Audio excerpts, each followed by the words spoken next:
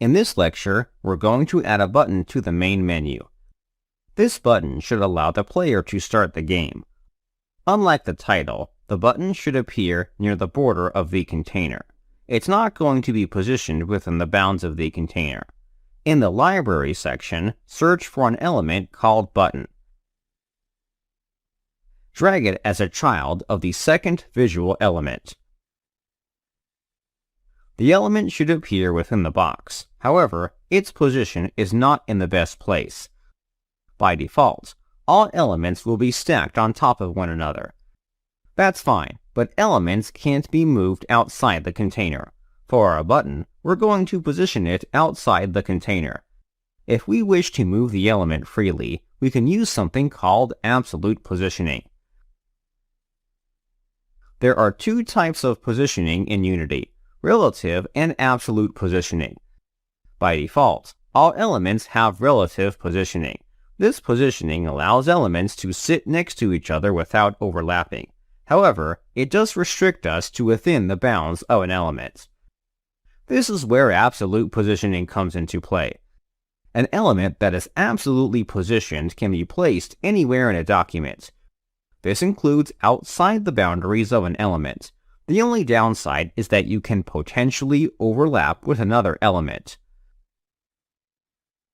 For our button, we're trying to position it at the bottom of the element. To achieve this effect, we must use absolute positioning. However, the main menu is going to have multiple buttons.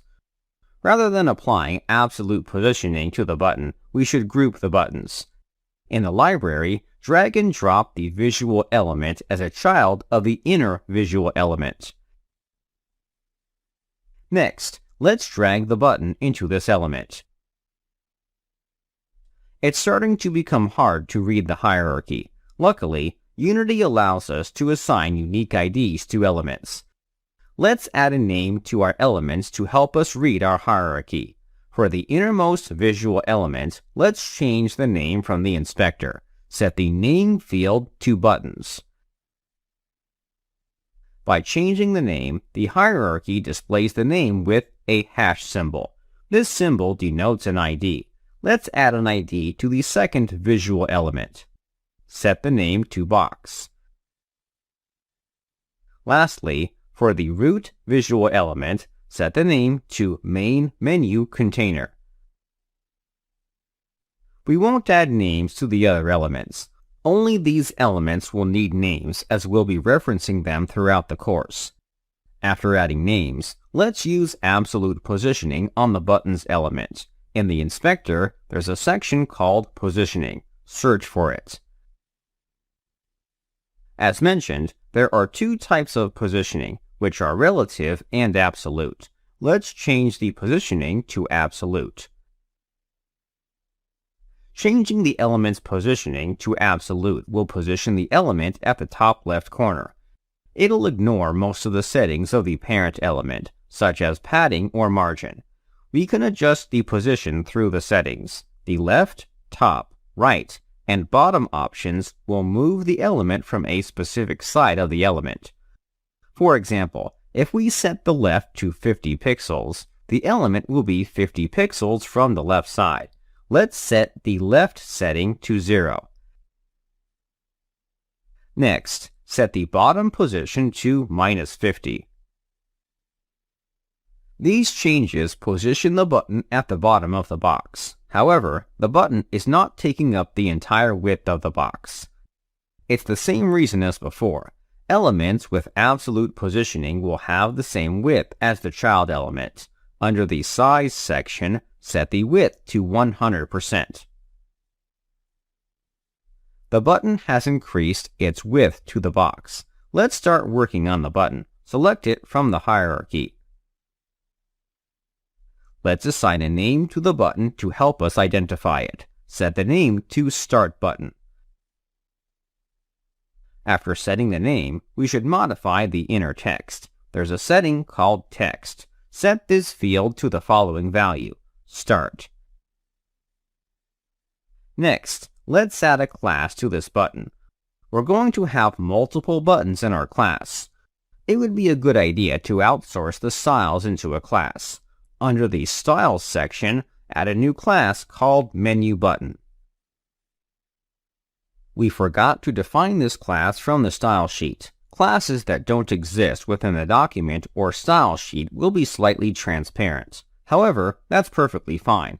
We can double-click on the class to force Unity to add the class. After doing so, the class appears under the style sheet. Let's start modifying the button's appearance. First, we should change the width. I don't think the button should have a width of 100%. Set the width option to 325 pixels. Next, let's add padding. The text is too close to the top and bottom sides of the button. Under the Margin and Padding section, set the top padding setting to 20 pixels. Afterward, the bottom padding setting should have the same value. We weren't applying padding to the left or right side of the button. I think there's enough room for these sides of the button. Let's move on to the font settings. Set the font option to the ODB font. If the font asset option has a value, set it to none.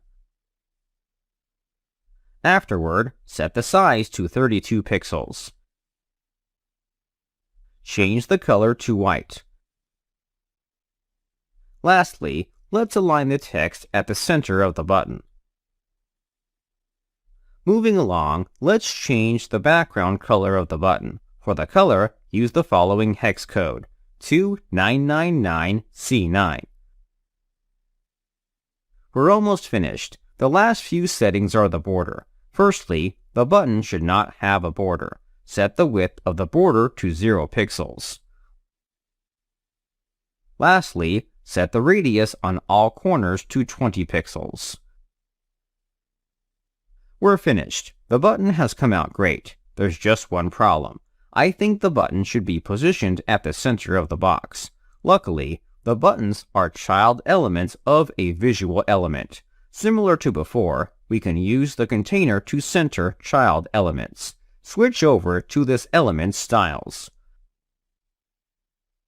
Under the Flex section, we're going to change the direction. By default, elements grouped together will be stacked on top of one another. Our buttons should sit next to each other. The default setting is column. We can change this setting to row to force elements to sit side by side. After setting the direction, we can modify the alignment of child elements. Under the Align section, set the Justify Content section to center. Previously, this setting would align items vertically. However, by changing the direction, it'll align items horizontally, which is what we want.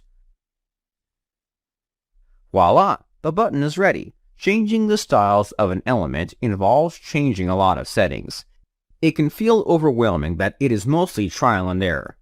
In the resource section of this lecture, I provide a link to a complete list of styles. I highly recommend checking out this page. On this page, there's a table with a complete list of styles along with a description. If you're curious about more info on a specific style, you can always click on them for more info. It's a great resource to keep in handy. In the next lecture, let's continue working on our document.